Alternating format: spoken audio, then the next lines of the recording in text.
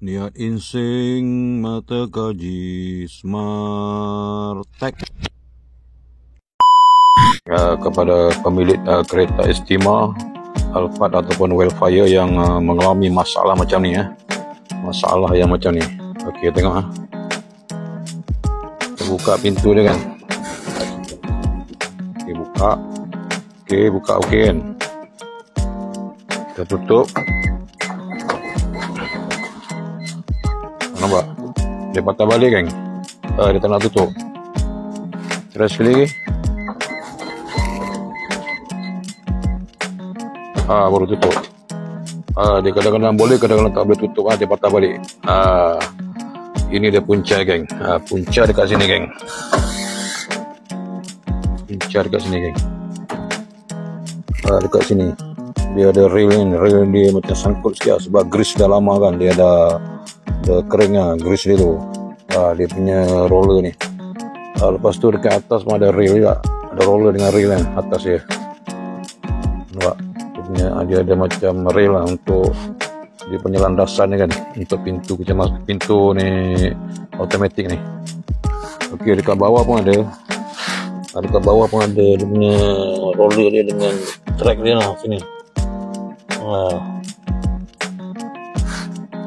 Okey geng. Punca dia punya roller tu dah kering, grease dah kering lah. Okey, saya akan tunjuk satu ubat dia untuk merawat penyakit ni geng. Tak payah hantar kedai geng. Boleh beli sendiri dan rawat sendiri masalah kereta anda geng. Kereta Wellfire, Alphard dan juga Estima boleh guna geng. Ini dia geng, ubat dia geng. Kita dah jumpa.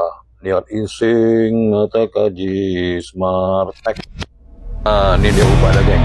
Ubat untuk rawat penyakit pintu kereta Estima, Alphard, Wellfire semua boleh geng. Saya beli yang jenis Toyo High Temp Grease. Ini lebih sesuai lah sebab kita cuma perlu spray saja geng. Kalau yang jenis sapu tu mungkin yang grease dia berketul-ketul dan pasir ataupun habuk-habuk mudah melekat geng. Lama-lama dia jadi keras dan masalah akan timbul lagi selepas itu geng. Jadi kita gunakan jenis spray ni sebab senang. Dia tak berketul dan tidak memerangkap pasir-pasir dan juga batu. Okey geng, dah siap geng. Dah siap taruh dia punya apa panggil ni, dia punya nozzle dia kan nak spray. Tapi sebelum spray tu kita tengok check dulu pintu ni dah okey ke belum. Saja nak check. Ada masalah dia geng. Alamak geng, masih masalah geng. Jadi confirm masalah. Okey, kita boleh spray sekarang geng. Tengok spray kat mana ni, kat situ Spray kat sini geng. Kat corner ni geng. Lepas tu kita pergi belakang dekat dia punya roller ni kan, dekat roller bawah ni, dekat roller bawah ni geng, tembak kena.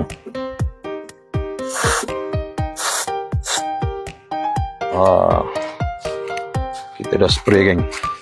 Tengok apa jadi geng. Tengok apa jadi geng. Kita tarik test. Nampak? Lembut je bunyi dia geng. Jadi kepada sesiapa yang ada kereta Estima, Wellfire ataupun Alphard yang mengalami masalah pintu patah balik ni, dia tak nak tutup, bolehlah beli High Temp Grease ni geng. Dia bagus geng. Spray dekat landasan pintu automatik tu geng. Toyo High Temp Grease.